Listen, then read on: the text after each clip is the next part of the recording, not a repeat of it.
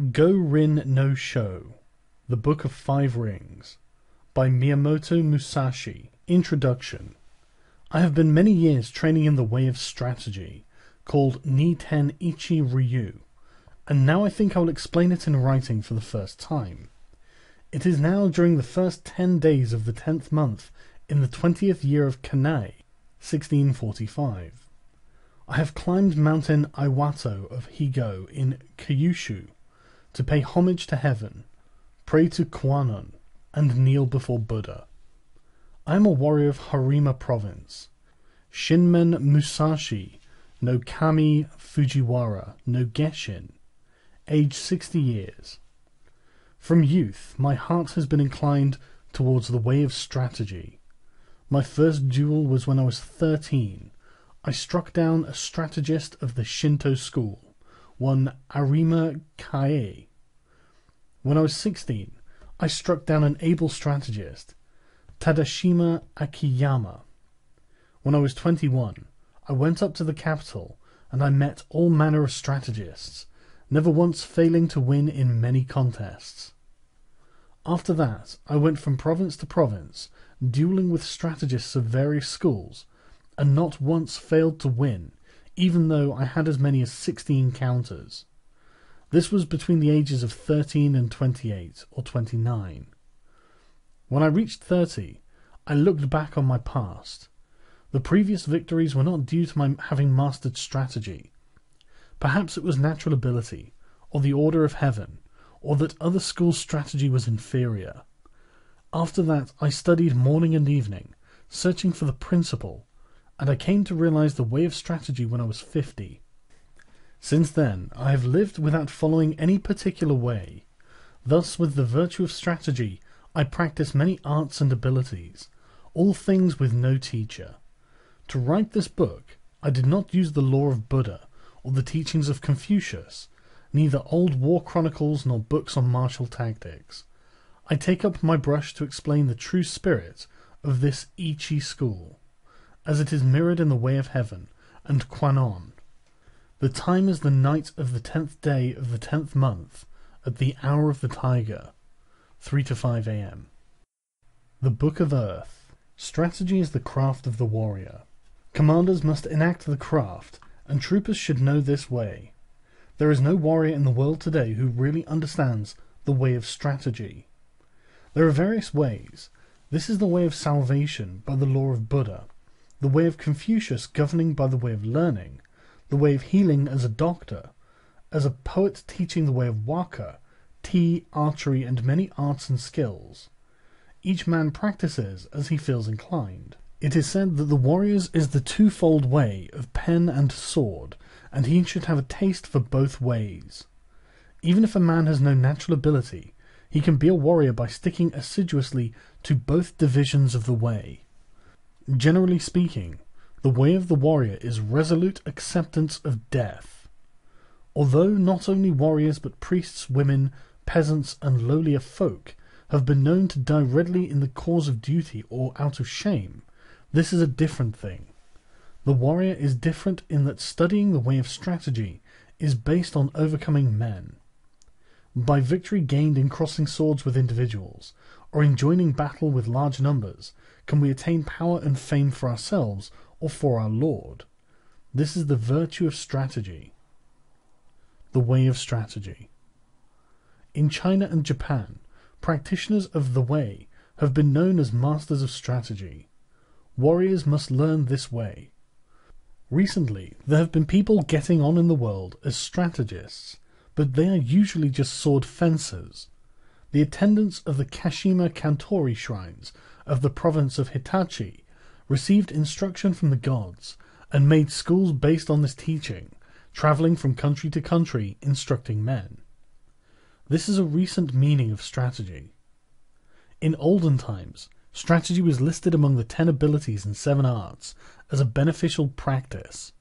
It was certainly an art, but as a beneficial practice, it was not limited to sword fencing. The true value of sword fencing cannot be seen within the confines of sword fencing technique. If we look at the world, we see arts for sale. Men use equipment to sell their own selves. As if with the nut and the flower, the nut has to become less than the flower. In this way of strategy, both those teaching and those learning the way are concerned with coloring and showing off their technique, trying to hasten the bloom of the flower. They speak of this dojo and that dojo. They are looking for profit. Someone once said, "Immature strategy is the cause of grief." That was a true saying. There are 4 ways in which men pass through life: as gentlemen, farmers, artisans, and merchants. The way of the farmer, using agricultural instruments, he sees springs through to autumns with an eye on the changes of the season. The second is the way of the merchant. The winemaker obtains his ingredients and puts them to use to make his living. The way of the merchant is always to live by taking profit. This is the way of the merchant. Thirdly, the gentleman warrior, carrying the weaponry of his way. The way of the warrior is to master the virtue of his weapons. So must he not have a little taste for this? Fourthly, the way of the artisan. The way of the carpenter is to become proficient in the use of his tools, first to lay his plans with true measure and then perform his work according to plan. Thus he passes through life. These are the 4 ways of the gentleman, the farmer, the artisan, and the merchant.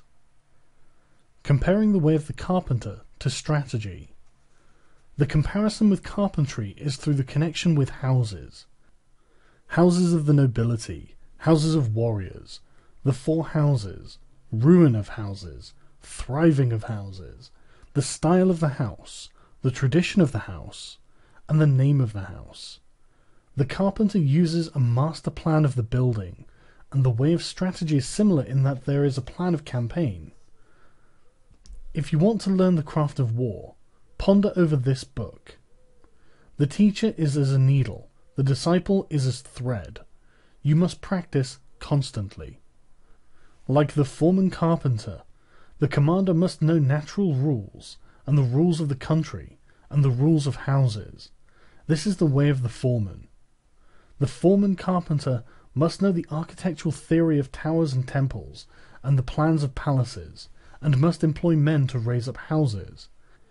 The way of the foreman carpenter is the same as the way of the commander of a warrior house.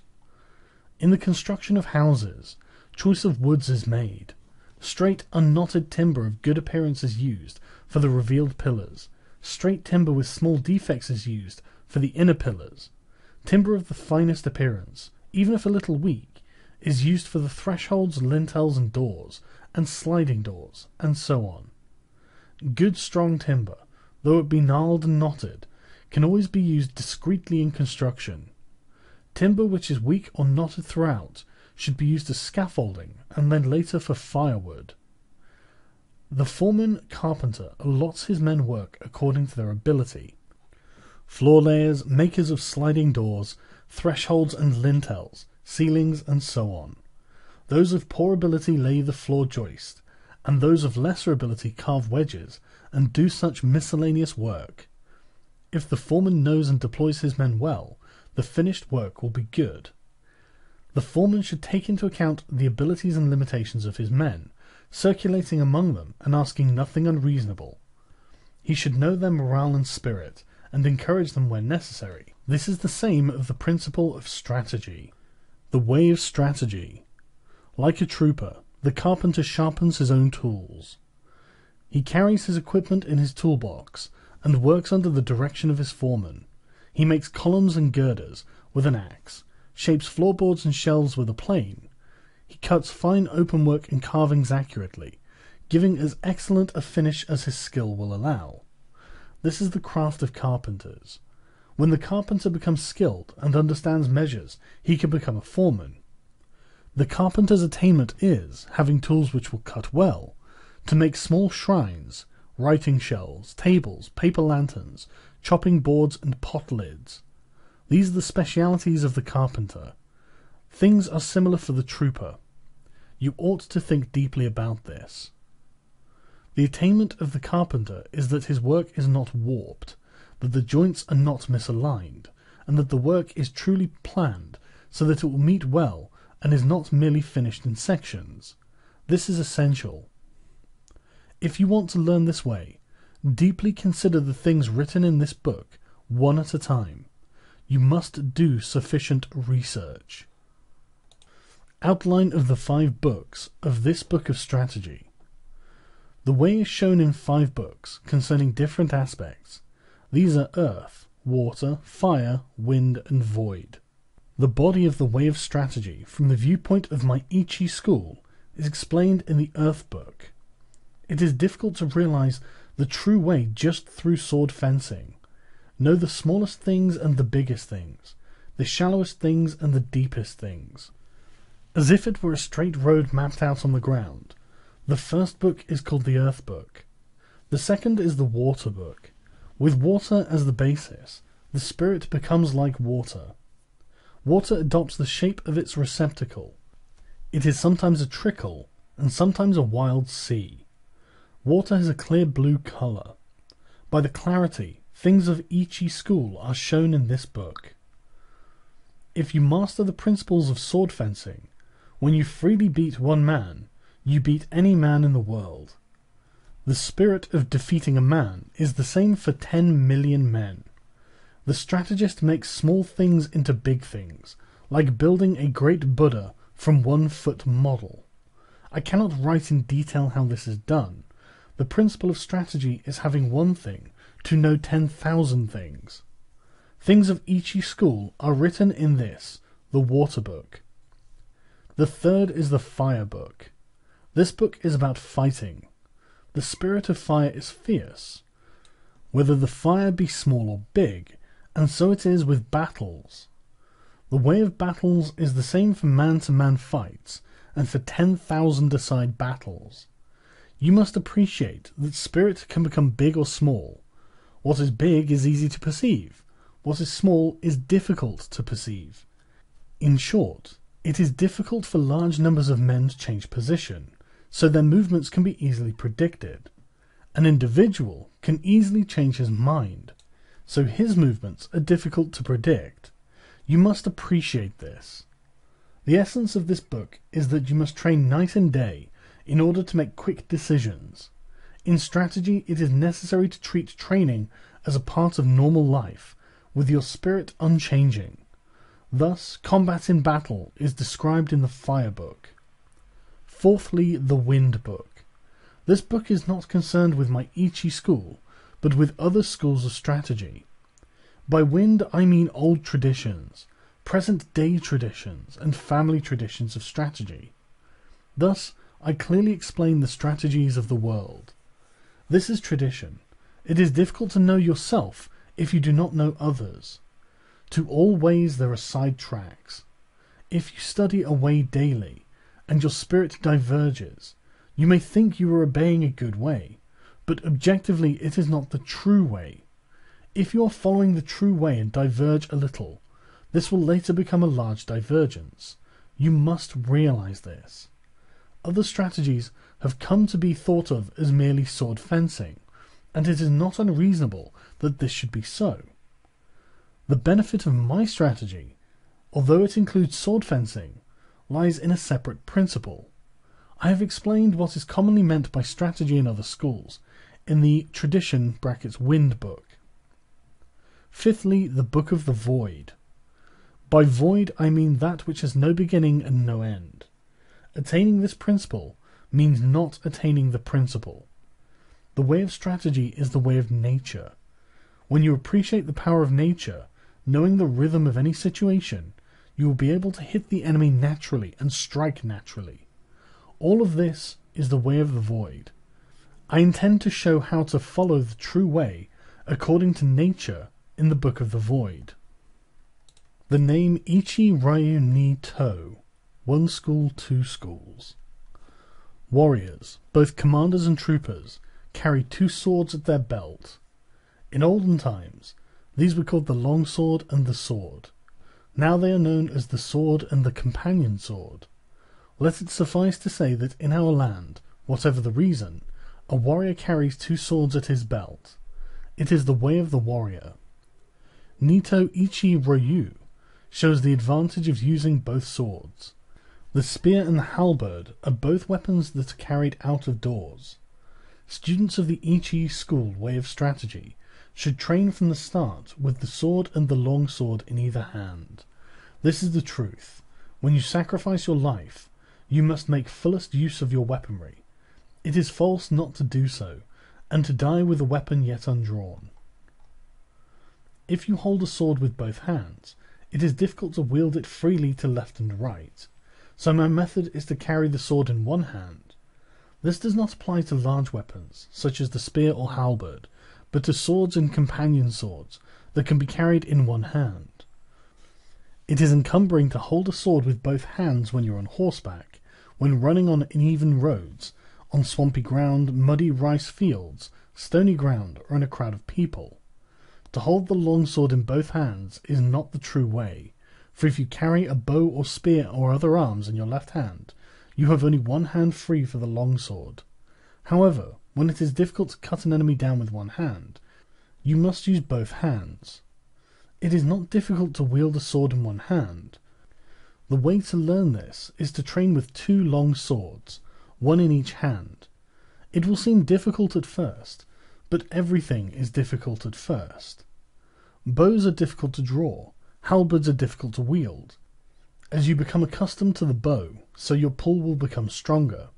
When you become used to wielding the long sword, you will gain the power of the way and wield the sword well. As I will explain in the second book, the Water Book, there is no fast way of wielding the long sword. The long sword should be wielded broadly, and the companion sword closely. This is the first thing to realize. According to this Ichi school, you can win with a long weapon, and yet you can also win with a short weapon. In short, the way of the Ichi school is the spirit of winning, whatever the weapon and whatever the size. It is better to use 2 swords rather than one when you are fighting a crowd, and especially if you want to take a prisoner. These things cannot be explained in detail. From one thing know 10,000 things. When you attain the way of strategy, there will not be one thing you cannot see. You must study hard. The benefits of the 2 characters reading strategy. Masters of the long sword are called strategists. As for other military arts, those who master the bow are called archers. Those who master the spear are called spearmen. Those who master the gun are called marksmen. Those who master the halberd are called halberdiers. But we do not call masters of the way of the long sword long swordsmen, nor do we speak of companion swordsmen, because bows, guns, spears, and halberds are all warriors' equipment. They are certainly part of strategy. To master the virtue of the longsword is to govern the world and oneself. Thus, the longsword is the basis of strategy. The principle is strategy by means of the longsword. If he attains the virtue of the longsword, one man can beat 10 men. Just as one man can beat 10, so 100 men can beat 1,000, and 1,000 men can beat 10,000. In my strategy, one man is the same as 10,000, so this strategy is the complete warrior's craft. The way of the warrior does not include other ways, such as Confucianism, Buddhism, certain traditions, artistic accomplishments, and dancing. But even though these are not part of the way, if you know the way, broadly you will see it in everything. Men must polish their particular way. The benefit of weapons in strategy. There is a time and a place for use of weapons. The best use of the companion sword is in a confined space, or when you are engaged closely with an opponent. The long sword can be used effectively in all situations. The halberd is inferior to the spear on the battlefield. With the spear you can take the initiative. The halberd is defensive. In the hands of 1 or 2 men of equal ability, the spear gives a little extra strength. The spear and halberd both have their uses, but neither is very beneficial in confined spaces. They cannot be used for taking a prisoner. They are essentially weapons for the field. Anyways, if you learn indoor techniques, you will think narrowly and forget the true way. Thus you will have difficulty in actual encounters. The bow is tactically strong at the commencement of battle, however battles on a moor, as it is possible to shoot quickly from among the spearmen. However, it is unsatisfactory in sieges, or when the enemy is more than 40 yards away.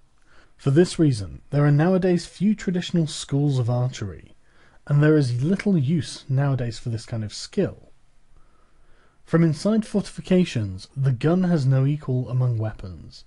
It is the supreme weapon on the field before the ranks clash. But once the swords are crossed, the gun becomes useless. One of the virtues of the bow is that you can see the arrows in flight and correct your aim accordingly, whereas gunshots cannot be seen. You must appreciate the importance of this. Just as a horse must have endurance and no defects, so it is with weapons. Horses should walk strongly, and swords and companion swords should cut strongly. Spears and halberds must stand up to heavy use. Bows and guns must be sturdy. Weapons should be hardy rather than decorative. You should not have a favourite weapon. To become overfamiliar with one weapon is as much a fault as not knowing it sufficiently well. You should not copy others, but use weapons which you can handle properly. It is bad for commanders and troops to have likes and dislikes. These are things you must learn thoroughly. Timing in strategy. There is timing in everything. Timing in strategy cannot be mastered without a great deal of patience. Timing is important in dancing and pipe or string music, for they are in rhythm only if timing is good. Timing and rhythm are also involved in the military arts, shooting bows and guns and riding horses. In all skills and abilities, there is timing. There is also timing in the void. There is timing in the whole life of the warrior, in his thriving and declining, in his harmony and discord. Similarly, there is timing in the way of the merchant, in the rise and fall of capital. All things entail rising and falling timing. You must be able to discern this. In strategy, there are various timing considerations. From the outset, you must know the applicable timing and inapplicable timing, and from among the large and small things, and the fast and slow timings, find the relevant timing, first seeing the distance timing and the background timing. This is the main thing in strategy. It will be especially important to know the background timing, otherwise your strategy will become uncertain. You will win in battles with the timing in the void, born of the timing of cunning, by knowing the enemy's timing, and this using a timing which the enemy does not expect. All of the 5 books are chiefly concerned with this timing. You must train sufficiently to appreciate all of this.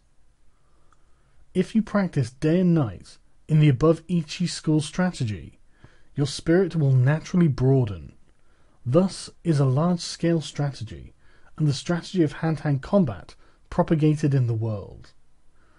This is recorded for the first time in the 5 books of Earth, Water, Fire and Wind and Void. This is the way for men who want to learn my strategy. Do not think dishonestly.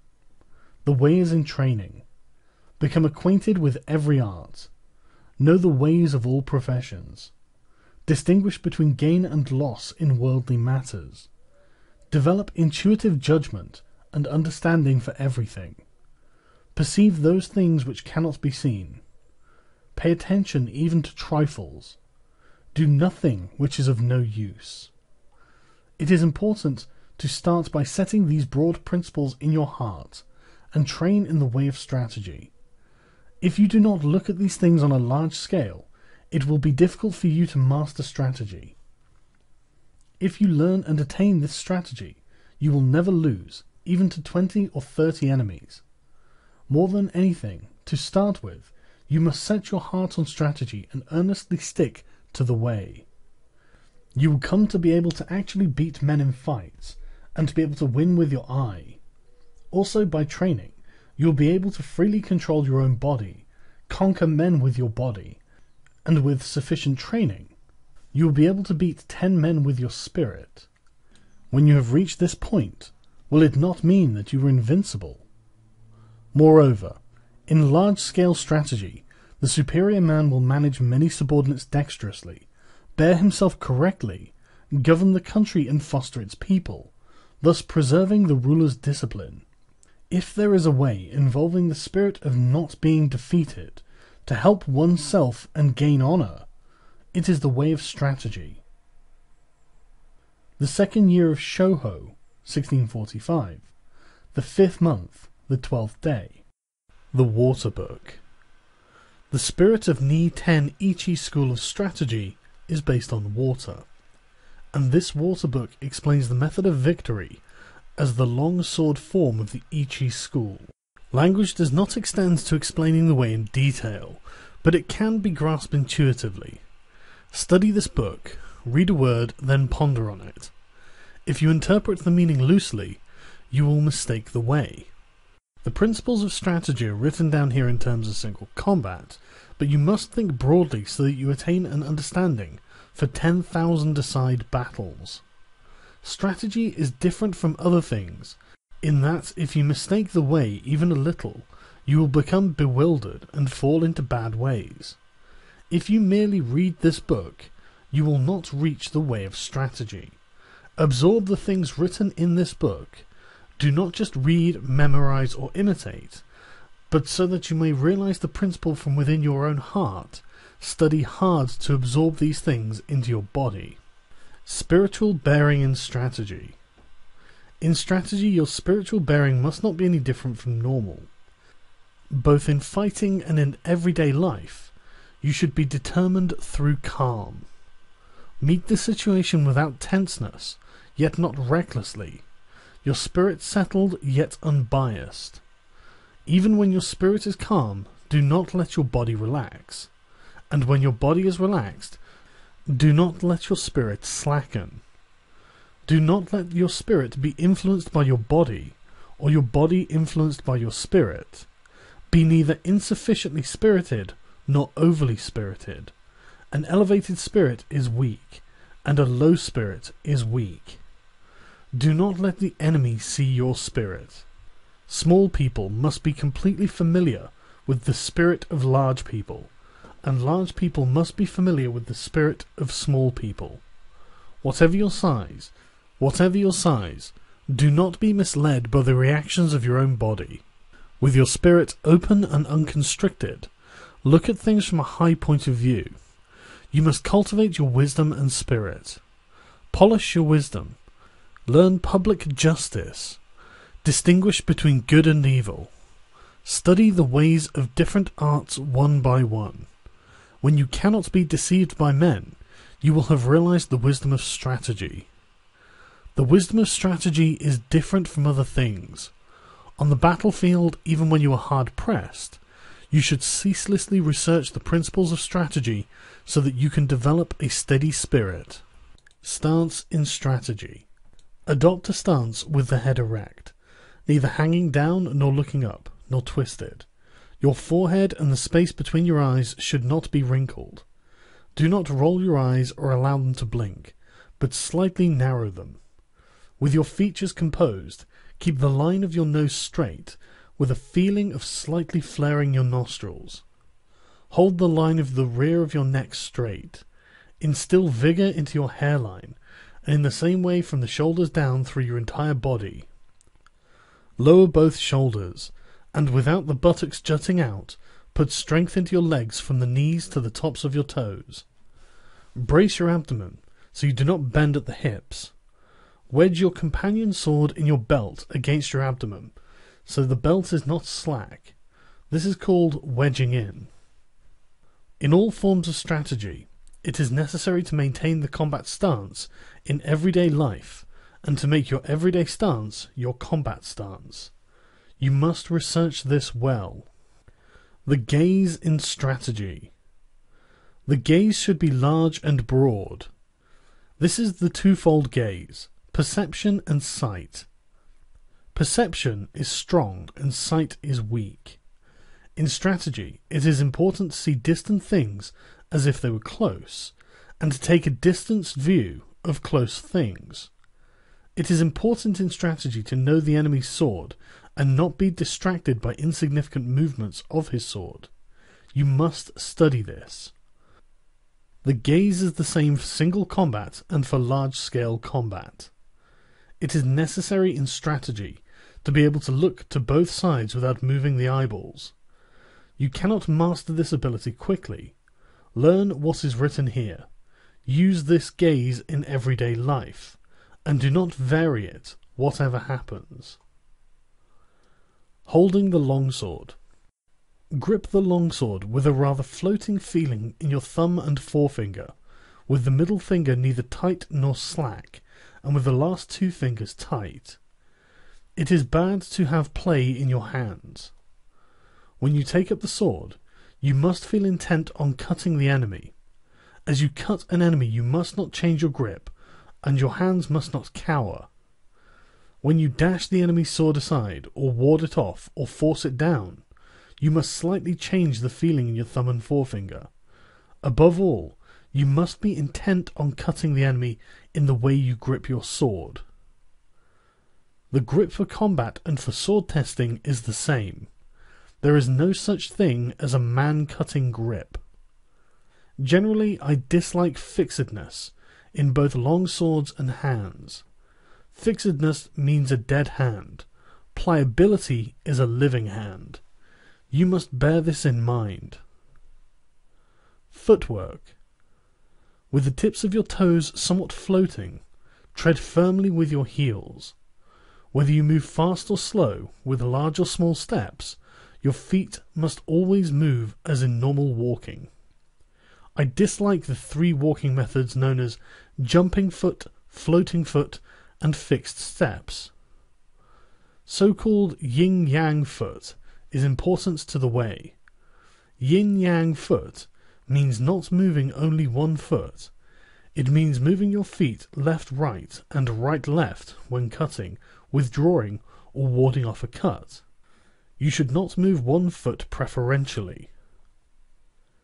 The 5 attitudes. The 5 attitudes are upper, middle, lower, right side, and left side. These are the 5. Although attitude has these 5 dimensions, the one purpose of them all is to cut the enemy. There are none but these 5 attitudes. Whatever attitude you are in, do not be conscious of making the attitude. Think only of cutting. Your attitude should be large or small, according to the situation. Upper, lower, and middle attitudes are decisive. Left side and right side attitudes are fluid. Left and right attitudes should be used if there is an obstruction overhead or to one side. The decision to use left or right depends on the place. The essence of the way is this. To understand attitude, you must thoroughly understand the middle attitude. The middle attitude is the heart of the attitudes. If we look at a strategy on a broad scale, the middle attitude is the seat of the commander, with the other 4 attitudes following the commander. You must appreciate this. The way of the longsword. Knowing the way of the longsword means we can wield with 2 fingers the sword we usually carry. If we know the path of the sword well, we can wield it easily. If you try to wield the longsword quickly, you will mistake the way. To wield the longsword well, you must wield it calmly. If you try to wield it quickly, like a folding fan or a short sword, you will err by using short sword chopping. You cannot cut a man with a long sword using this method. When you have cut downwards with the long sword, lift it straight upwards. When you cut sideways, return the sword along the sideways path. Return the sword in a reasonable way, always stretching the elbows broadly. Wield the sword strongly. This is the way of the sword. If you learn to use the 5 approaches of my strategy, you will be able to wield a sword well. You must train constantly. The 5 approaches. The first approach is the middle attitude. Confront the enemy with the point of your sword against his face. When he attacks, dash his sword to the right and ride it. Or, when the enemy attacks, deflect the point of his sword by hitting downwards. Keep your long sword where it is, and as the enemy renews the attack, cut his arms from below. This is the first method. The 5 approaches are this kind of thing. You must train repeatedly using a longsword in order to learn them. When you master my way of the long sword, you will be able to control any attack the enemy makes. I assure you, there are no attitudes other than the 5 attitudes of the longsword of Ni-To. In the second approach with the longsword, from the upper attitude, cut the enemy just as he attacks. If the enemy evades the cut, keep your sword where it is, and, scooping from below, cut him as he renews the attack. It is possible to repeat the cut from here. In this method, there are various changes in timing and spirit. You will be able to understand this by training in the Ichi school. You will always win with the 5 longsword methods. You must train repeatedly. In the third approach, adopt the lower attitude, anticipating scooping up. When the enemy attacks, hit his hands from below. As you do so, he may try to hit your sword down. If this is the case, cut his upper arms horizontally with a feeling of crossing. This means that from the lower attitudes, you hit the enemy at the instant that he attacks. You will encounter this method often, both as a beginner and in later strategy. You must train holding a long sword. In the fourth approach, adopt the left side attitude. As the enemy attacks, hit his hands from below. If, as you hit his hands, he attempts to dash down your sword, with the feeling of hitting his hands, parry the path of his long sword and cut across from above your shoulder. This is the way of the long sword. Through this method you win by parrying the line of the enemy's attack. You must study this. In the fifth approach, the sword is in the right side attitude. In accordance with the enemy's attack, cross your sword from below at the side to the upper attitude. Then cut straight from above. This method is essential for knowing the way of the longsword well. If you can use this method, you can freely wield a heavy long sword. I cannot describe in detail how to use these 5 approaches. You must become well acquainted with my In Harmony with the Longsword way, learn large-scale timing, and understand the enemy's longsword, and become used to the 5 approaches from the outset. You will always win by using these 5 methods, with various timing considerations discerning the enemy's spirit. You must consider all of this carefully. The Attitude No Attitude teaching.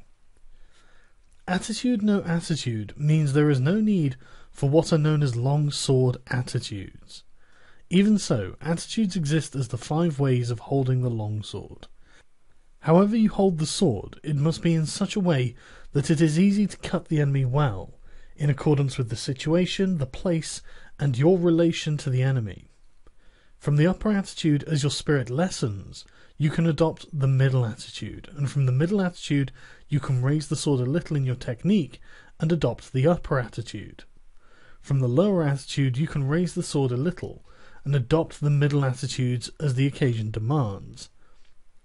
According to the situation, if you turn your sword from either the left side or the right side attitude towards the center, the middle or lower attitude results. The principle of this is called existing attitude, non-existing attitude. The primary thing when you take a sword in your hands is your intention to cut the enemy, whatever the means. Whenever you parry, hit, spring, strike, or touch the enemy's cutting sword, you must cut the enemy in the same movement. It is essential to attain this. If you think only of hitting, springing, striking, or touching the enemy, you will not be able to actually cut him. More than anything, you must be thinking of carrying your movement through to cutting him. You must thoroughly research this. Attitude in strategy on a larger scale is called battle array. Such attitudes are all for winning battles. Fixed formation is bad. Study this well. To hit the enemy in one timing. In one timing means, when you have closed with the enemy, to hit him as quickly and directly as possible, without moving your body or settling your spirit, while you see that he is still undecided. The timing of hitting before the enemy decides to withdraw, break, or hit, this is called one timing. You must train to achieve this timing, to be able to hit in the timing of an instant. The abdomen timing of 2. When you attack and the enemy quickly retreats, as you see him tense, you must feint a cut. Then, as he relaxes, follow up and hit him. This is the abdomen timing of 2. It is very difficult to attain this merely by reading this book, but you will soon understand with a little instruction. No design, no conception. In this method, when the enemy attacks and you decide to attack, hit with your body and hit with your spirit, and hit from the void with your hands, accelerating strongly. This is the no design, no conception cut. This is the most important method of hitting. It is often used. You must train hard to understand it. The flowing water cut. The flowing water cut is used when you are struggling blade to blade with the enemy. When he breaks and quickly withdraws trying to spring with his long sword, expand your body and spirit, and cut him as slowly as possible with your long sword, following your body like stagnant water. You can cut with certainty if you learn this. You must discern the enemy's grade. The continuous cut. When you attack and the enemy also attacks, and your swords spring together in one action, cut his head, hands, and legs. When you cut several places with one sweep of the long sword, it is called the continuous cut. You must practice this cut, as it is often used. With detailed practice, you should be able to understand it. The fire and stones cut. The fire and stones cut means that when the enemy's longsword and your longsword clash together, you cut as strongly as possible without raising the sword even a little. This means cutting quickly with the hands, body, and legs, all three cutting strongly. If you train well enough, you will be able to strike strongly. The red leaves cut. The red leaves cut means knocking down the enemy's longsword. The spirit should be getting control of his sword. When the enemy is in longsword attitude in front of you and intent on cutting, hitting, and parrying, you strongly hit the enemy's sword with the fire and stones cut, perhaps in the design of the no design, no conception cut. If you then beat down the point of his sword with a sticky feeling, he will necessarily drop the sword. If you practice this cut, it becomes easy to make the enemy drop his sword. You must train repetitively. The body in place of the long sword. Also, the long sword in place of the body. Usually we move the body and sword at the same time to cut the enemy. However, according to the enemy's cutting method, you can dash against him with your body first, and afterwards cut with the sword. If his body is immovable, you can cut first with the long sword, but you generally hit first with the body, and then cut with the long sword. You must research this well and practice hitting. The cut and slash. To cut and slash are two different things. Cutting, whatever form of cutting it is decisive and with a resolute spirit. Slashing is nothing more than touching the enemy. Even if you slash strongly, and even if the enemy dies instantly, it is slashing. When you cut, your enemy is resolved. You must appreciate this. If you first slash the enemy's hands or legs, you must then cut strongly. Slashing is in the spirit the same as touching. When you realize this, they become indistinguishable. Learn this well. The Chinese monkey's body. The Chinese monkey's body is the spirit of not stretching out your arms. The spirit is to get in quickly, without in the least extending your arms. If you are intent upon not stretching out your arms, you are effectively far away. The spirit is to go in with your whole body, and when you come up to within an arm's reach, it becomes easy to move your body in. You must research this well. The glue and lacquer emulsion body. The spirit of glue and lacquer emulsion body is to stick to the enemy and not separate from him. When you approach the enemy, stick firmly with your head, body and legs. People tend to advance their head and legs quickly, but their body lags behind. You should stick firmly so that there is not the slightest gap between the enemy's body and your body. You must consider this carefully. To strive for height. By to strive for height is meant when you close with the enemy, to strive with him for superior height without cringing. Stretch your legs, stretch your hips, stretch your neck face to face with him.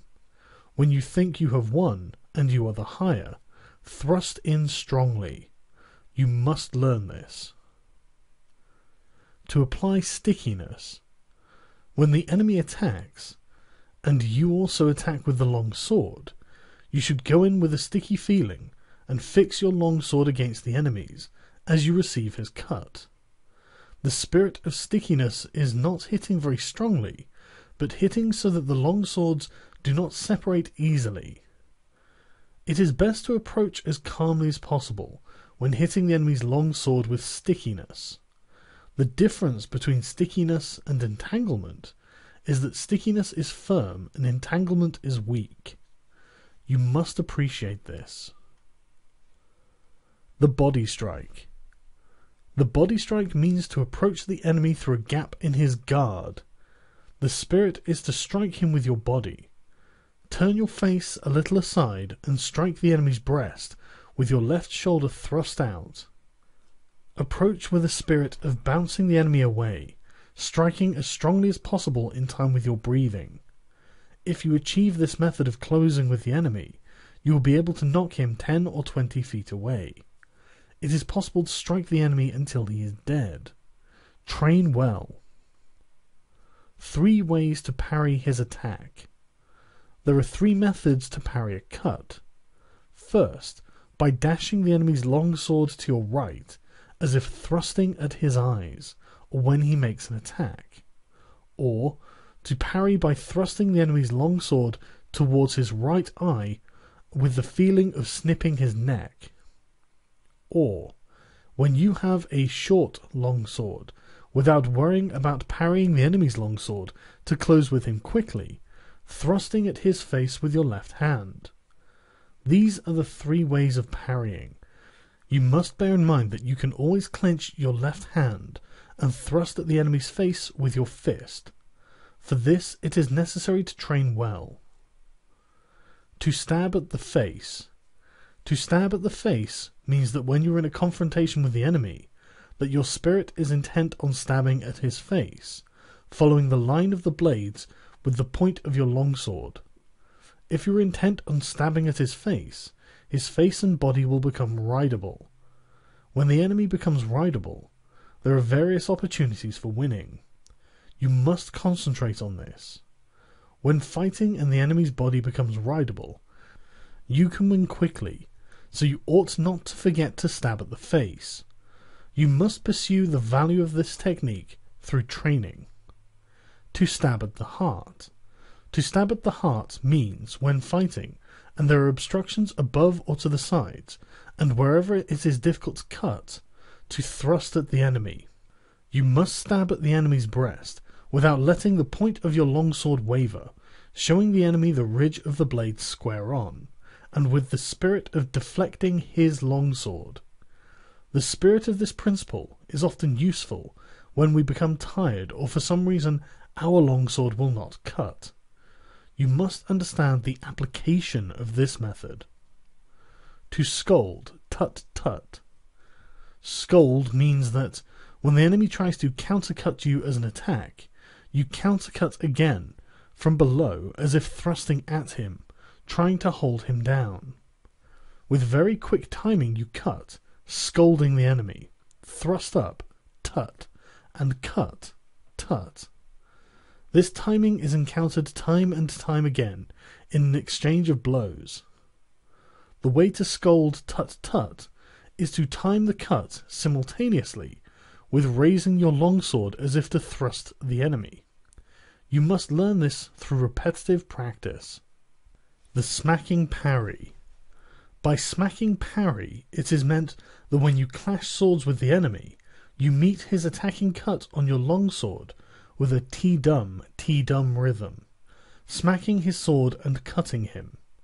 The spirit of the smacking parry is not parrying or smacking strongly, but smacking the enemy's longsword in accordance with his attacking cut, primarily intent on quickly cutting him. If you understand the timing of smacking, however hard your longswords clash together, your sword point will not be knocked back even a little. You must research sufficiently to realize this. There are many enemies. There are many enemies applies when you are fighting one against many. Draw both sword and companion sword, and assume a wide-stretched left and right attitude. The spirit is to chase the enemies around from side to side, even though they come from all four directions. Observe their attacking order, and go to meet first those who attack first. Sweep your eyes around broadly, carefully examining the attacking order, and cut left and right alternately with your swords. Waiting is bad. Always quickly reassume your attitudes to both sides. Cut the enemies down as they advance, crushing them in the direction from which they attack. Whatever you do, you must drive the enemy together, as if tying a line of fishes, and when they are seen to be piled up, cut them down strongly without giving them room to move. The advantage when coming to blows. You can know how to win through strategy with the longsword, but it cannot be clearly explained in writing. You must practice diligently in order to understand how to win. Oral tradition. The true way of strategy is revealed in the longsword. One cut. You can win with certainty with the spirit of one cut. It is difficult to attain this if you do not learn strategy well. If you train well in this way, strategy will come from your heart, and you will be able to win at will. You must train diligently. Direct communication. The spirit of direct communication is how the true way of the Nito Ichi school is received and handed down. Oral tradition. Teach your body strategy. Recorded in the above book is an outline of the Ichi school sword fighting. To learn how to win with the longsword in strategy, first learn the 5 approaches and the 5 attitudes, and absorb the way of the longsword naturally in your body. You must understand spirit and timing, handle the longsword naturally, and move your body and legs in harmony with your spirit. Whether beating one man or 2, you will then know the values of strategy. Study the contents of this book. Taking one item at a time and through fighting with enemies, you will gradually come to know the principle of the way. Deliberately, with a patient spirit, absorb the virtue of all of this, from time to time raising your hand in combat. Maintain this spirit whenever you cross swords with an enemy. Step by step, walk the 1,000-mile road. Study strategy over the years, and achieve the spirit of the warrior. Today is victory over yourself of yesterday. Tomorrow is your victory over lesser men. Next, in order to beat more skillful men, train according to this book, not allowing your heart to be swayed along a sidetrack. Even if you kill an enemy, if it is not based on what you have learned, it is not the true way. If you attain this way of victory, then you will be able to beat several tens of men.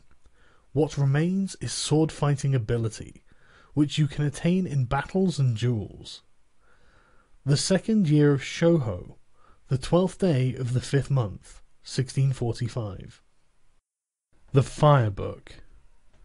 In this, the Fire Book of the Nito Ichi school of strategy, I describe fighting as fire. In the first place, people think narrowly about the benefit of strategy. By using only their fingertips, they only know the benefit of 3 of the 5 inches of the wrist. They let a contest be decided, as with the folding fan, merely by the span of their forearms. They specialize in the small matter of dexterity, learning such trifles as hand and leg movements with the bamboo practice sword. In my strategy, the training for killing enemies is by the way of many contests, fighting for survival, discovering the meaning of life and death, learning the way of the sword, judging the strength of attacks and understanding the way of the edge and the ridge of the sword. You cannot profit from small techniques, particularly when full armor is worn. My way of strategy is the sure method to win when fighting for your life, 1 man against 5 or 10. There is nothing wrong with the principle 1 man can beat 10, so 1,000 men can beat 10,000. You must research this. Of course, you cannot assemble 1,000 or 10,000 men for everyday training, but you can become a master of strategy by training alone with a sword, so that you can understand the enemy's strategies, his strength and resources, and come to appreciate how to apply strategy to beat 10,000 enemies. Any man who wants to master the essence of my strategy must research diligently, training morning and evening. Thus he can polish his skill, become free from self, and realize extraordinary ability. He will come to possess miraculous power. This is the practical result of strategy. Depending on the place. Examine your environment. Stand in the sun, that is, take up an attitude with the sun behind you. If the situation does not allow this, you must try to keep the sun on your right side. In buildings, you must stand with the entrance behind you or on your right. Make sure that your rear is unobstructed, and make sure there is free space on your left, your right side being occupied with your sword attitude. At night, if the enemy can be seen, keep the fire behind you and the entrance to your right, and otherwise take up your attitude as above. You must look down on the enemy and take up your attitude on slightly higher places. For example, the camisa in a house is thought of as a high place. When the fight comes, always endeavour to chase the enemy around to your left side. Chase him towards awkward places, and try to keep him with his back to awkward places. When the enemy gets into an inconvenient position, do not let him look around, but conscientiously chase him around and pin him down. In houses, chase the enemy into the thresholds, lintels, doors, verandas, pillars, and so on, again not letting him see his situation. Always chase the enemy into bad footholds, obstacles at the side, and so on, using the virtues of the place to establish predominant positions from which to fight. You must research and train diligently in this. The 3 methods to forestall the enemy. The first is to forestall him by attacking. This is called ken no sen, to set him up. Another method is to forestall him as he attacks. This is called tai no sen, to wait for the initiative. The other method is when you and the enemy attack together. This is called tai tai no sen, to accompany him and forestall him. There are no methods of taking the lead other than these 3, because you can win quickly by taking the lead. It is one of the most important things in strategy. There are several things involved in taking the lead. You must make the best of the situation, see through the enemy's spirit, so that you grasp his strategy and defeat him. It is impossible to write about this in detail. The first ken no sen. When you decide to attack, keep calm and dash in quickly, forestalling the enemy, or you can advance seemingly strongly, but with a reserved spirit, forestalling him with the reserve. Alternately, advance with as strong a spirit as possible, and when you reach the enemy, move with your feet a little quicker than normal, unsettling him and overwhelming him sharply. Or, with your spirit calm, attack with a feeling of constantly crushing the enemy, from first to last. The spirit is to win in the depths of the enemy. These are all Ken no Sen. The second Tai no Sen. When the enemy attacks, remain undisturbed but feign weakness. As the enemy reaches you, suddenly move away, indicating that you intend to jump aside, then dash in, attacking strongly as soon as you see the enemy relax. This is one way. Or, as the enemy attacks, attack more strongly, taking advantage of the resulting disorder in his timing to win. This is the Tai no Sen principle. The third Tai no Sen. When the enemy makes a quick attack, you must attack him strongly and calmly. Aim for his weak point as he draws near, and strongly defeat him. Or, if the enemy attacks calmly, you must observe his movement and, with your body floating, join in with his movements as he draws near. Move quickly and cut him strongly. This is Tai no Sen. These things cannot be clearly explained in words. You must research what is written here. In these three ways of forestalling, you must judge the situation. This does not mean that you always attack first, but if the enemy attacks first, you can lead him around. In strategy, you have effectively won when you forestall the enemy, so you must train well to attain this. To hold down a pillow. To hold down a pillow means not allowing the enemy's head to rise. In contests of strategy, it is bad to be led about by the enemy. You must always be able to lead the enemy about. Obviously, the enemy will also be thinking of doing this, but he cannot forestall you if you do not allow him to come out.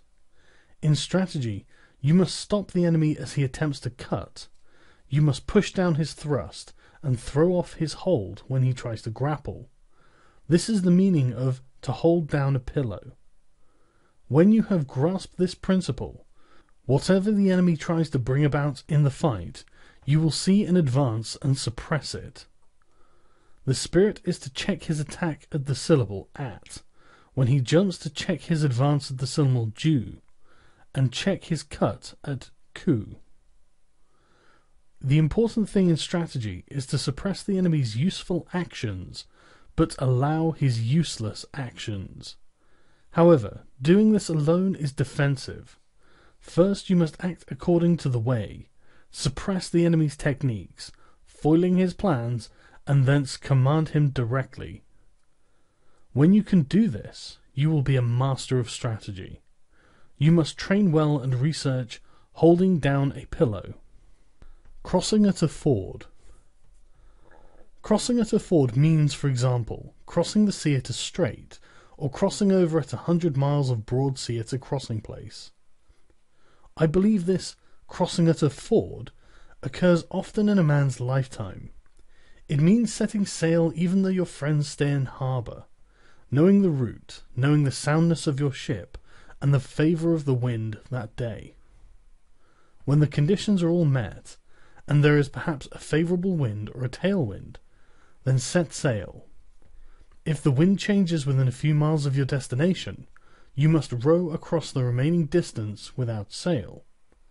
If you attain this spirit, it applies to everyday life. You must always think of crossing at a ford. In strategy, it is also important to cross at a ford. Discern the enemy's capability and, knowing your own strong points, cross the ford at the advantageous place, as a good captain crosses a sea route. If you succeed in crossing at the best place, you may take your ease. To cross at a ford means to attack at the enemy's weak point, and put yourself in an advantageous position. This is how to win in large-scale strategy. The spirit of crossing at a ford is necessary in both large and small-scale strategy. You must research this well. To know the times. To know the times means to know the enemy's disposition in battle. Is it flourishing or waning? By observing the spirit of the enemy's men and getting the best position, you can work out the enemy's disposition and move your men accordingly. You can win through this principle of strategy, fighting from a position of advantage.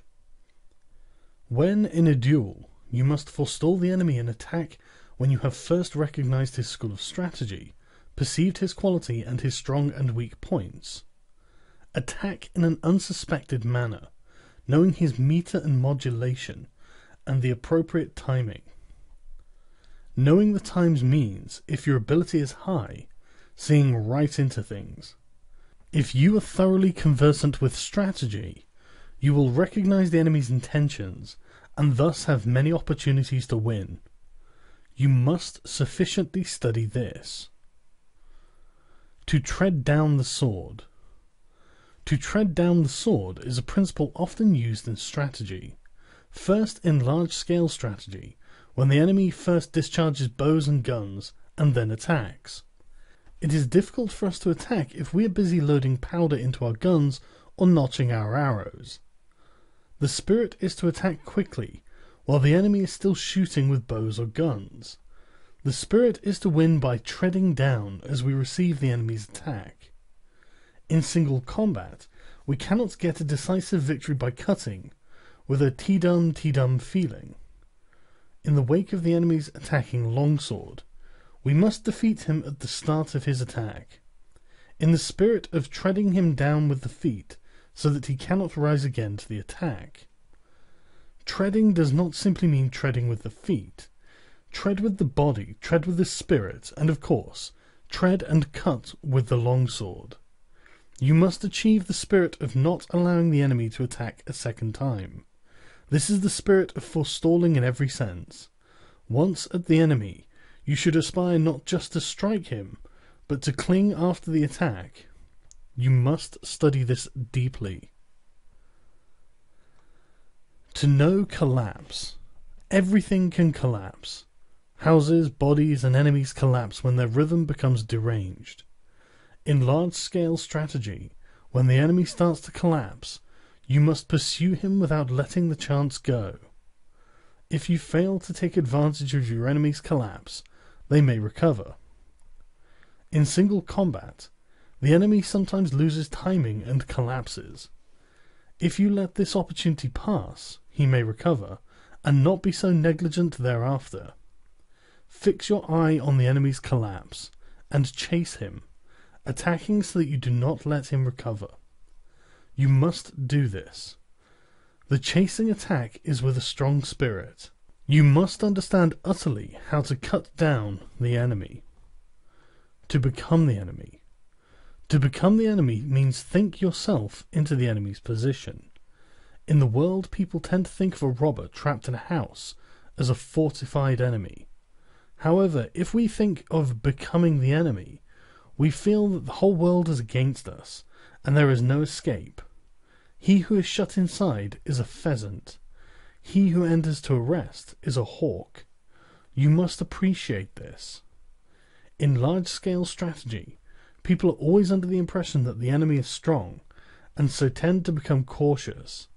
But if you have good soldiers, and if you understand the principles of strategy, and if you know how to beat the enemy, there is nothing to worry about. In single combat, also, you must put yourself in the enemy's position.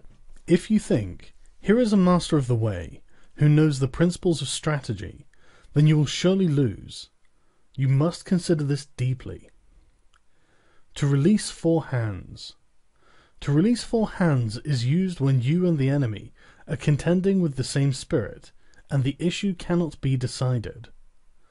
Abandon this spirit and win through an alternative resource. In large-scale strategy, when there is a four-hands spirit, do not give up. It is man's existence. Immediately throw away this spirit and win with a technique the enemy does not expect. In single combat also, when we think we have fallen into the four hands situation, we must defeat the enemy by changing our mind and applying a suitable technique according to his condition. You must be able to judge this. To move the shade. To move the shade is used when you cannot see the enemy's spirit. In large-scale strategy, when you cannot see the enemy's position, indicate that you are about to attack strongly to discover his resources. It is easy then to defeat him with a different method once you see his resources. In single combat, if the enemy takes up a rear or side attitude of the longsword so that you cannot see his intention, make a feint attack, and the enemy will show his longsword, thinking he sees your spirit. Benefiting from what you are shown, you can win with certainty. If you are negligent, you will miss the timing. Research this well. To hold down a shadow. Holding down a shadow is used when you can see the enemy's attacking spirit. In large-scale strategy, when the enemy embarks on an attack, if you make a show of strongly suppressing his technique, he will change his mind. Then, altering your spirit, defeat him by forestalling him with a void spirit. Or, in single combat, hold down the enemy's strong intention with suitable timing, and defeat him by forestalling him with this timing. You must study this well. To pass on. Many things are said to be passed on. Sleepiness can be passed on, and yawning can be passed on. Time can also be passed on. In large-scale strategy, when the enemy is agitated and shows an inclination to rush, do not mind in the least. Make a complete show of calmness, and the enemy will be taken by this and become relaxed. When you see that this spirit has been passed on, you can bring about the enemy's defeat by attacking strongly with a void spirit. In single combat, you can win by relaxing your body and spirit, then, catching on the moment the enemy relaxes, attack strongly and quickly, forestalling him. What is known as getting someone drunk is similar to this. You can also infect the enemy with a bored, careless, or weak spirit. You must study this well. To cause a loss of balance. Many things can cause a loss of balance. One cause is danger, another is hardship, and another is surprise. You must research this. In large-scale strategy, it is important to cause a loss of balance. Attack without warning, where the enemy is not expecting it. While his spirit is undecided, follow up your advantage and, having the lead, defeat him. Or, in single combat, start by making a show of being slow, and then suddenly attack strongly. Without allowing him space to breathe to recover or from the fluctuation of the spirit, you must grasp the opportunity to win. Get the feel of this. To frighten. Fright often occurs, caused by the unexpected. In large-scale strategy, you can frighten the enemy not by what you present to their eyes, but by shouting, by making a small force seem large, or by threatening them from the flank without warning. All of these things frighten. You can win by making best use of the enemy's frightened rhythm. In single combat, also, you must use the advantage of taking the enemy unawares by frightening him with your body, longsword, or voice to defeat him. You should research this well. To soak in. When you have come to grips and are striving together with the enemy, and you realize that you cannot advance, you soak in and become one with the enemy. You can win by applying a suitable technique while you are mutually entangled. In battles involving large numbers, as well as in fights with small numbers, you can often win decisively with the advantage of knowing how to soak into the enemy, whereas when you draw apart, you would lose the chance to win. Research this well. To injure the corners. It is difficult to move strong things by pushing directly, so you should injure the corners. In large-scale strategy, it is beneficial to strike at the corners of an enemy's force. If the corners are overthrown, the spirit of the whole body will be overthrown. To defeat the enemy, you must follow up the attack when the corners have fallen. In single combat, it is easy to win once the enemy collapses. This happens when you injure the corners of his body and weaken him. It is important to know how to do this, so you must research this deeply. To throw into confusion. This means making the enemy lose resolve. In large-scale strategy, we can use your troops to confuse the enemy on the field. Observing the enemy's spirit, we can make him think here, there, like that, like this, slow, fast. Victory is certain when the enemy is caught up in a rhythm that confuses his spirit. In single combat, we can confuse the enemy by attacking with varied techniques when the chance arises, feint a thrust or a cut, or make the enemy think you are going too close to him. When he is confused, you can easily win. This is the essence of fighting, and you must research it deeply. The 3 shouts. The 3 shouts are divided thus: before, during, and after. Shout according to the situation. The voice is a thing of life. We shout against fires and so on, against the wind and the waves. The voice shows energy. In large-scale strategy, at the start of the battle, we shout as loudly as possible. During the fight, the voice is low-pitched, shouting out as we attack. After the contest, we shout in the wake of our victory. These are the 3 shouts. In single combat, we make as if to cut and shout "Ay!" at the same time to disturb the enemy. Then in the wake of our shout, we cut with the longsword. We shout after we have cut down the enemy. This is to announce victory. This is called sen go no ko, before and after voice. We do not shout simultaneously with flourishing the longsword. We shout during the fight to get into rhythm. Research this deeply. To mingle. In battles, when the armies are in confrontation, attack the enemy's strong points, and when you see that they are beaten back, quickly separate and attack yet another strong point on the periphery of his force. The spirit of this is like a winding mountain path.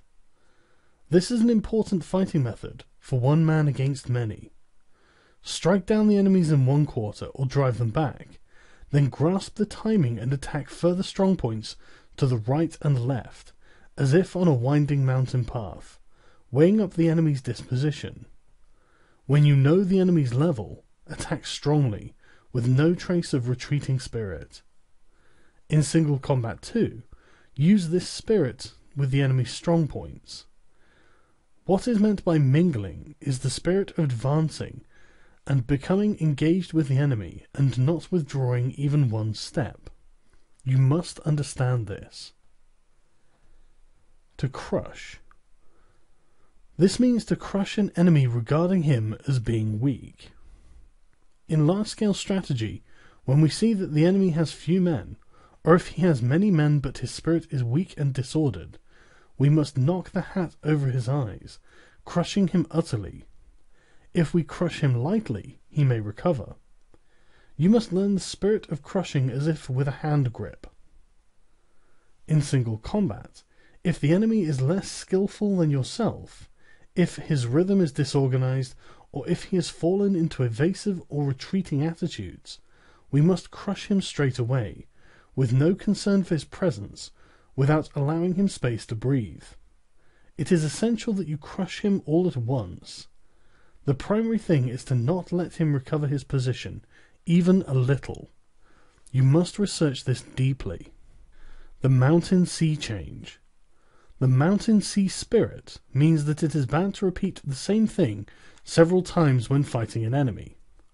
There may be no help but to do something twice, but do not try it a third time. If you once make an attack and fail, there is little chance of success if you use the same approach again.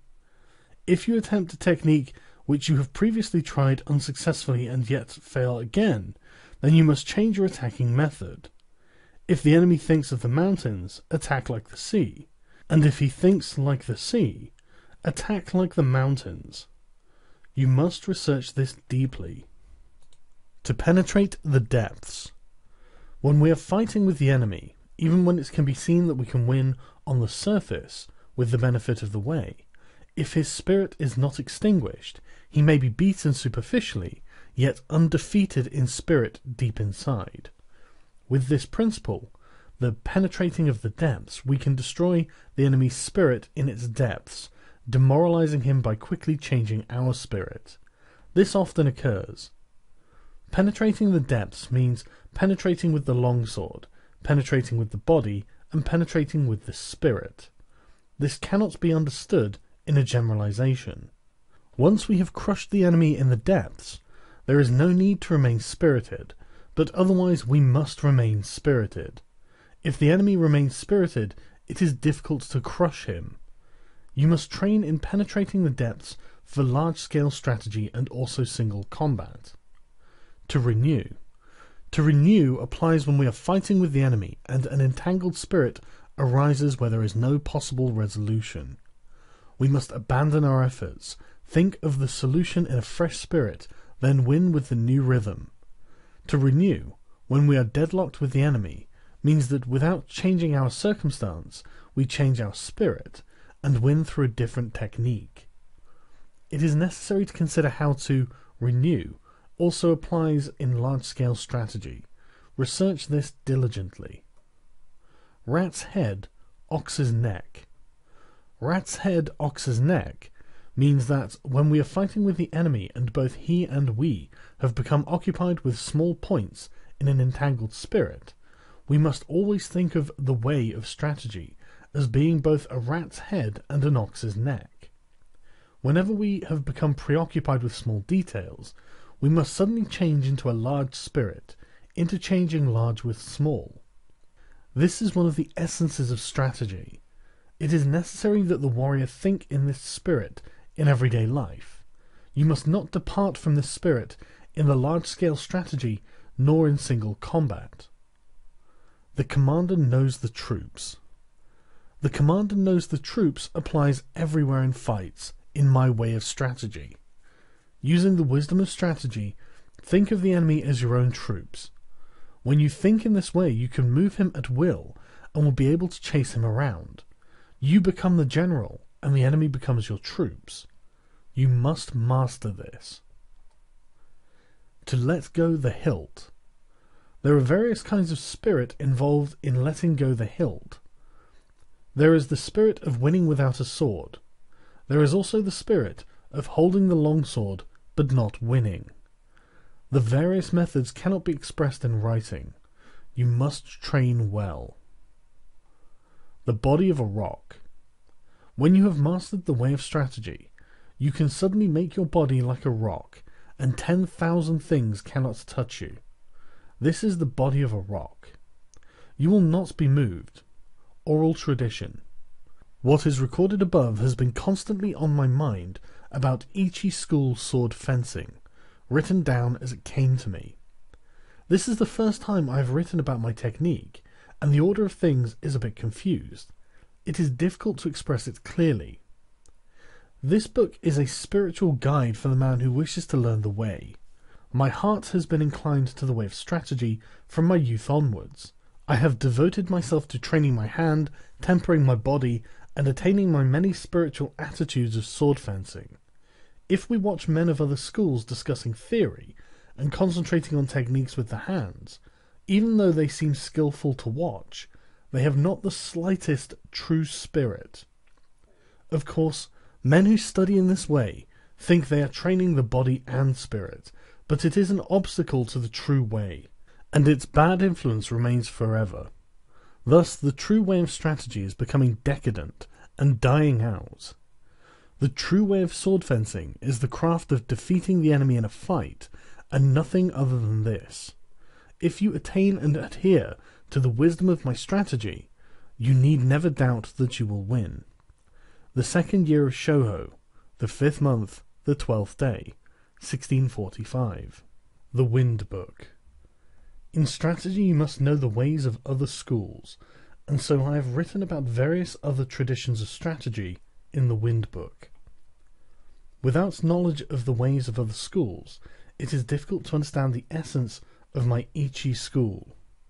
Looking at other schools, we find that some specialize in techniques of strength using extra long swords. Some schools study the way of the short sword, known as the kodachi. Some schools teach dexterity in large numbers of sword techniques, teaching attitudes of the sword as the surface and the way as the interior. That none of these are the true way I show clearly in the interior of this book, all the vices and virtues and rights and wrongs. My Ichi school is different. Other schools make accomplishments of their means of livelihood, growing flowers and decoratively colouring articles in order to sell them. This is definitely not the way of strategy. Some of the world's strategists are concerned only with sword fencing, and limit their training to flourishing the longsword and carriage of the body. But is dexterity alone sufficient to win? This is not the essence of the way. I have recorded the unsatisfactory points of the other schools one by one in this book. You must study these matters deeply to appreciate the benefit of my Nito Ichi school. Other schools using extra long swords. Some other schools have a liking for extra long swords. From the point of view of my strategy, these must be seen as weak schools. This is because they do not appreciate the principle of cutting the enemy by any means. Their preference is for the extra long sword, and, relying on the virtue of its length, they think to defeat the enemy from a distance.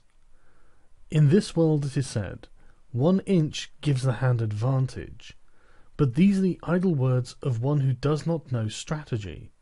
It shows the inferior strategy of a weak spirit, that men would be dependent on the length of their sword, fighting from a distance, without the benefit of strategy. I expect that there is a case for the school in question liking extra long swords, as a part of its doctrine, but as we compare this with real life, it is unreasonable. Surely we need not necessarily be defeated if we are using a long sword, and we have no long sword. It is difficult for these people to cut the enemy when at close quarters, because of the length of the long sword. The blade path is large, so the long sword is an encumbrance, and they are at a disadvantage compared to the man armed with a short companion sword. From olden times it has been said, "Great and small go together," so do not unconditionally dislike extra long swords. What I dislike is the inclination towards the long sword. If we consider large-scale strategy, we can think of large forces in terms of long swords, and small forces as short swords. Cannot few men give battle against many? There are many instances of few men overcoming many. Your strategy is of no account, if when called on to fight in a confined space, your heart is inclined to the long sword, or if you are in a house armed only with your companion sword. Besides, some men have not the strength of others. In my doctrine, I dislike preconceived narrow spirit. You must study this well. The strong longsword spirit in other schools. You should not speak of strong and weak longswords. If you just wield the longsword in a strong spirit, your cutting will become coarse, and if you use the sword coarsely, you will have difficulty in winning. If you are concerned with the strength of your sword, you will try to cut unreasonably strongly, and will not be able to cut at all. It is also bad to try and cut strongly when testing the sword. Whenever you cross swords with an enemy, you must not think of him either cutting strongly or weakly, just think of cutting and killing him. Be intent solely on killing the enemy. Do not try to cut strongly, and, of course, do not think of cutting weakly. You should only be concerned with killing the enemy. If you rely on strength, when you hit the enemy's sword, you will inevitably hit too hard. If you do this, your own sword will be carried along as a result. Thus the saying, "the strongest hand wins," has no meaning. In large-scale strategy, if you have a strong army and are relying on strength to win, but the enemy also has a strong army, the battle will be fierce. This is the same for both sides. Without the correct principle, the fight cannot be won. The spirit of my school is to win through the wisdom of strategy, paying no attention to trifles. Study this well. Use of the shorter longsword in other schools. Using a shorter longsword is not the true way to win. In ancient times, tachi and katana meant long and short swords. Men of superior strength in the world can wield even a long sword lightly, so there is no case for their liking the short sword. They can also make use of the length of spears and halberds. Some men use a shorter longsword with the intention of jumping in and stabbing the enemy at the unguarded moment when he flourishes his sword. This inclination is bad. To aim for the enemy's unguarded moment is completely defensive and undesirable at close quarters with the enemy. Furthermore, you cannot use the method of jumping inside his defense with a short sword if there are many enemies. Some men think that if they go against many enemies with a shorter sword, they can unrestrictedly frisk around, cutting in sweeps, but they have to parry cuts continuously, and eventually become entangled with the enemy. This is inconsistent with the true way of strategy. The sure way to win, thus, is to chase the enemy around in a confusing manner, causing him to jump aside, with your body held strongly and straight. The same principle applies to large-scale strategy. The essence of strategy is to fall upon the enemy in large numbers, and to bring about his speedy downfall. By their study of strategy, people of the world get used to countering, evading, and retreating as the normal thing. They become set in this habit, so can easily be paraded around by the enemy.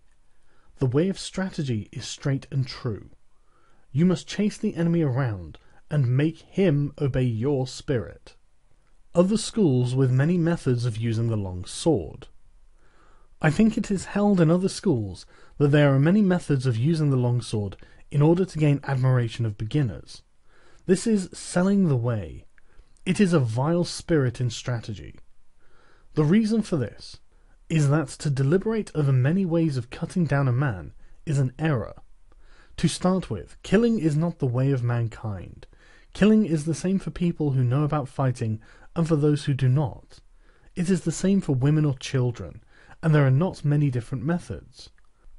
We can speak of different tactics, such as stabbing and mowing down, but none other than these. Anyway, cutting down the enemy is the way of strategy, and there is no need for many refinements of it.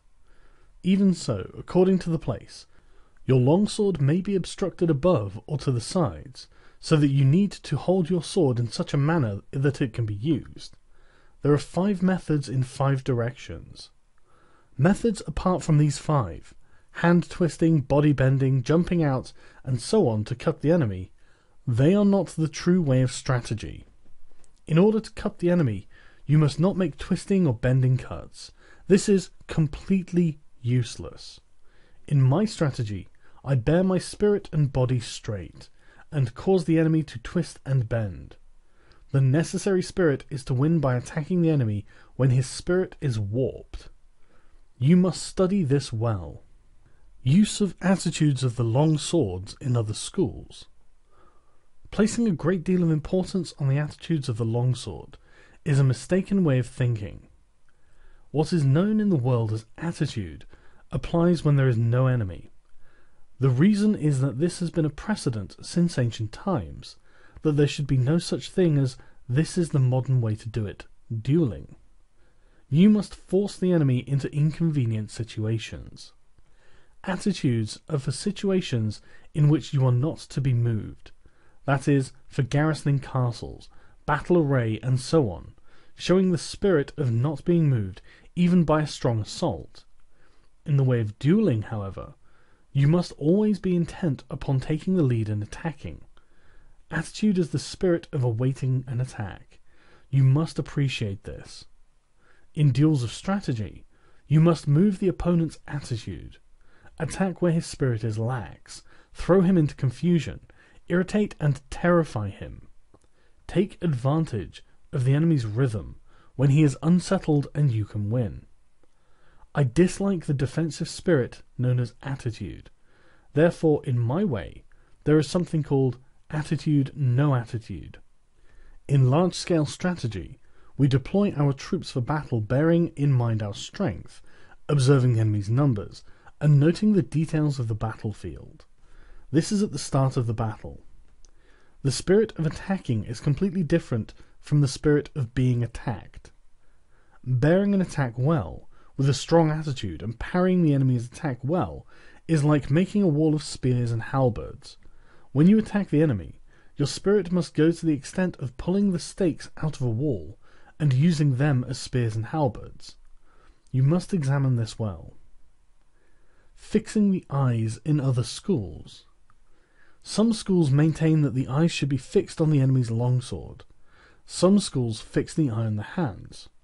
Some fix the eyes on the face, and some fix the eyes on the feet, and so on. If you fix the eyes on these places, your spirit can become confused, and your strategy thwarted. I will explain this in detail. Footballers do not fix their eyes on the ball, but by good play on the field, they can perform well. When you become accustomed to something, you are not limited to the use of your eyes. People such as master musicians have the music score in front of their nose, or flourish the sword in several ways when they have mastered the way, but this does not mean that they fix their eyes on these things specifically, or when they make pointless movements of the sword. It means that they can see naturally. In the way of strategy, when you have fought many times, you will be easily able to appraise the speed and position of the enemy's sword. Having mastery of the way, you will see the weight of his spirit. In strategy, fixing the eyes means gazing at the man's heart. In large-scale strategy, the area to watch is the enemy's strength. Perception and sight are the two methods of seeing. Perception consists on concentrating strongly on the enemy's spirit, observing the condition of the battlefield, fixing the gaze strongly, seeing the progress of the fight, and the changes of advantage. This is the sure way to win. In single combat, you must not fix eyes on details. As I have said before, if you fix your eyes on the details and neglect important things, your spirit will become bewildered, and victory will escape you. Research this principle well and train diligently. Use of the feet in other schools. There are various methods of using the feet: floating foot, jumping foot, springing foot, treading foot, crow's foot, and such nimble walking methods. From the point of view of my strategy, these are all unsatisfactory. I dislike floating foot because the feet always tend to float during the fight. The way must be trod firmly. Neither do I like jumping foot because it encourages the habit of jumping and a jumpy spirit. However much you jump, there is no real justification for it, so jumping is bad. Springing foot causes a springing spirit, which is indecisive. Treading foot is a waiting method, and I especially dislike it. Apart from these, there are various fast walking methods, such as crow's foot and so on. Sometimes, however, you may encounter the enemy on marshland, swampy ground, river valley, stony ground, or narrow roads, in which situations you cannot jump or move your feet quickly. In my strategy, the footwork does not change. I always walk as I usually do in the street. You must never lose control of your feet. According to the enemy's rhythm, move fast or slowly, adjusting your body not too little and not too much. Carrying the feet is important, also in large-scale strategy. This is because if you attack quickly and thoughtlessly without knowing the enemy's spirit, your rhythm will become deranged and you will not be able to win. Or, if you advance too slowly, you will not be able to take advantage of the enemy's disorder, and the opportunity to win will escape, and you will not be able to finish the fight quickly. You must win by seizing upon the enemy's disorder and derangement, and by not according him even a little hope of recovery. Practice this well. Speed in other schools. Speed is not part of the true way of strategy. Speed implies that things seem fast or slow, according to whether or not they are in rhythm. Whatever the way, the master of strategy does not appear fast. Some people can walk as fast as 100 or 120 miles in a day, but this does not mean they run continuously from morning till night. Unpracticed runners may seem to have been running all day, but their performance is poor. In the way of dance, accomplished performers can sing while dancing, but when beginners try this, they slow down and their spirit becomes busy. The old pine tree melody, beaten on a leather drum, is tranquil, but when beginners try this, they slow down and their spirit becomes busy. Very skillful people can manage a fast rhythm, but it is bad to beat hurriedly. If you try to beat too quickly, you will get out of time. Of course, slowness is bad.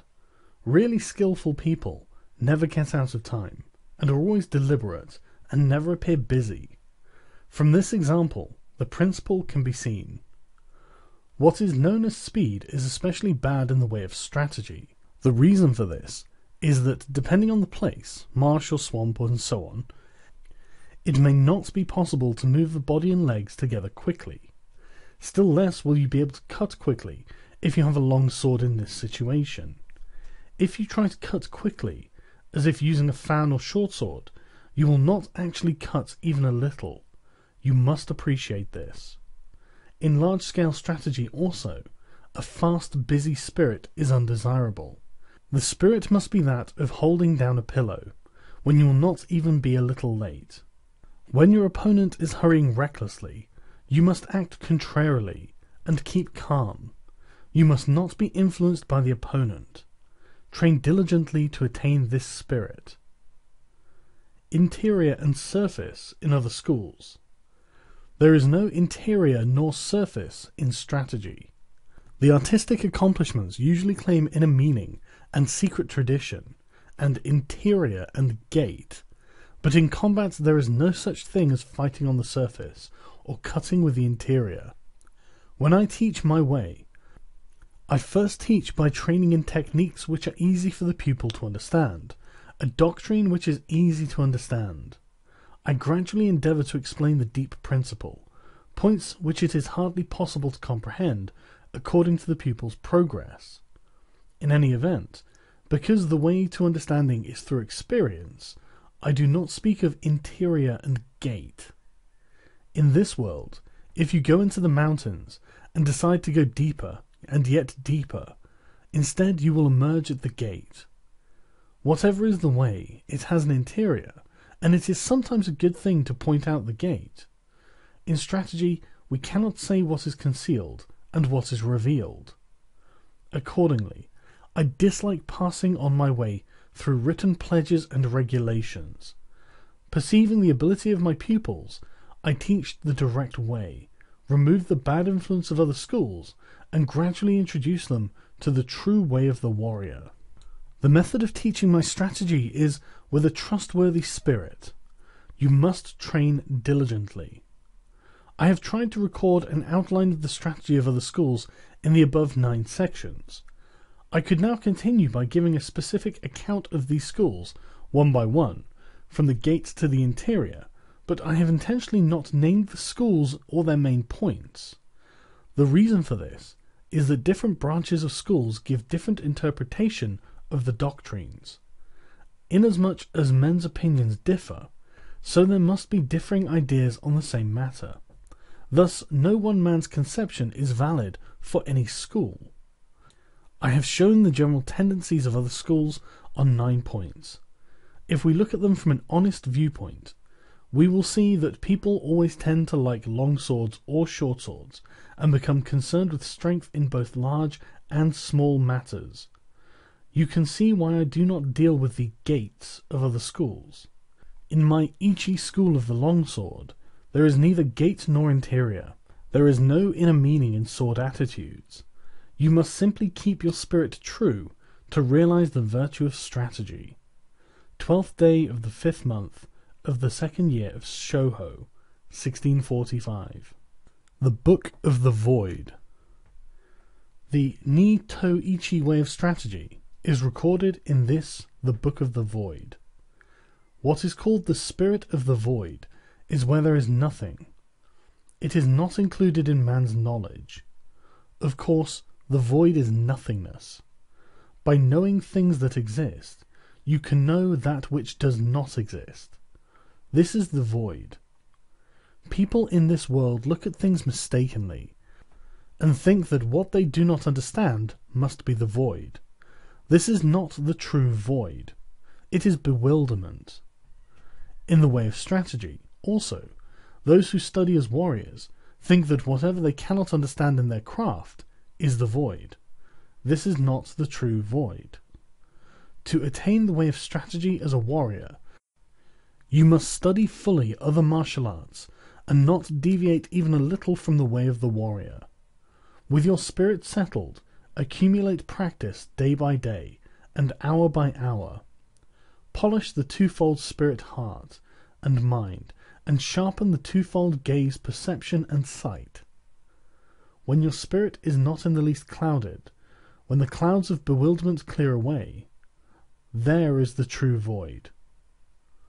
Until you realize the true way, whether in Buddhism or in common sense, you may think that things are correct and in order. However, if we look at things objectively, from the viewpoint of the laws of the world, we see various doctrines departing from the true way. Know well this spirit, and with forthrightness, as the foundation, and the true spirit as the way. Enact strategy broadly, correctly, and openly. Then you will come to think of things in a wide sense, taking the void as the way, and you will see the way as void. In the void is virtue, and no evil. Wisdom has existence. Principle has existence. The way has existence. Spirit is nothingness. 12th day of the 5th month, 2nd year of Shoho, 1645.